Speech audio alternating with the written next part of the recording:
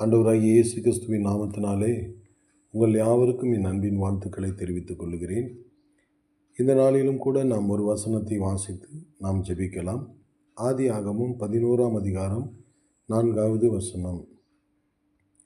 பின்னும் அவர்கள், நாம் பூமியின் மீதெங்கும் சிதறி போகாதபடிக்கு நமக்கு ஒரு நகரத்தையும் வானத்தை அளவும் சிகரமுள்ள ஒரு கோபுரத்தையும் கட்டி நமக்கு பேர் உண்டாக பண்ணுவோம் வாருங்கள் என்று சொல்லி கொண்டார்கள்.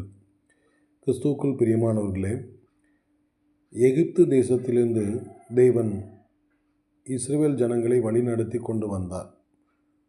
ஆனாலும் இந்த இஸ்ரவேல் ஜனங்கள் இடைப்பட்ட காலத்தில் நமக்கு ஒரு இடத்தை கட்டிக்கொள்ளவும் வானத்தை போல அளவுள்ள ஒரு சிகரமுள்ள கோபுரத்தையும் கட்டி நமக்கு பேர் உண்டாக பண்ணுவோம். இந்த பூமியில் பார்த்தீங்கன்னா தேவன் ஒரு மனுஷனை கொண்டு வருகிறார்.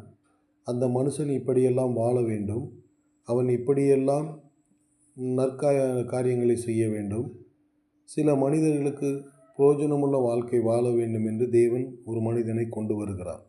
ஆனால் இந்த மனிதன் வளர்ந்து வரும் நாட்களிலே இந்த உலக காரியங்களையும் உலக செல்வங்களையும் பார்த்து தன் மனதிலே நமக்கு ஒரு பேர் உண்டாக பண்ணுவோம், நம்ம பெருமையாக வாழ வேண்டும் என்று சொல்லி இந்த மனிதனுக்குள்ளே சில காரியங்கள் தோன்றுகிற காரணத்தால் அது தேவனுக்கு விரோதமாக செய்ய வேண்டிய காரியங்களுக்குள் இந்த மனிதன் அப்படி ஒரு பெருமையான வாழ்க்கை வாழ வேண்டும் என்று நினைக்கின்றார். ஆனால் இவர்கள் செய்த காரியத்தை தேவன் அவர்களை அந்த இடத்திலிருந்து சிதறடிக்க பண்ணினது மாத்திரமல்லாமல் அவருடைய மொழிகளை பாஷைகளை தாறுமாறாக மாற்றினார் என்று சொல்லி நாம் பார்க்கிறோம்.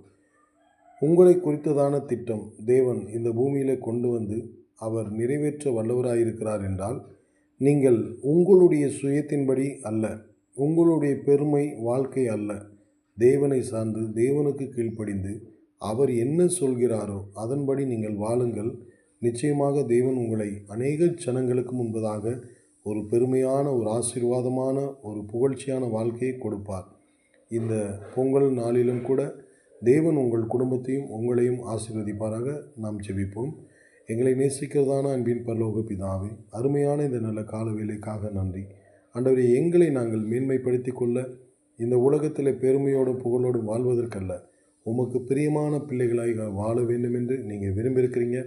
அந்த வசனத்திலே நாங்கள் உறுதியாயிருந்து எங்களை நடத்தி கொள்ள உதவி செய்யுங்க. உங்களுடைய நாமம் மகிமைப்படட்டும். இயேசு கிறிஸ்துவின் நாமத்தில் பிதாவே, ஆமென்.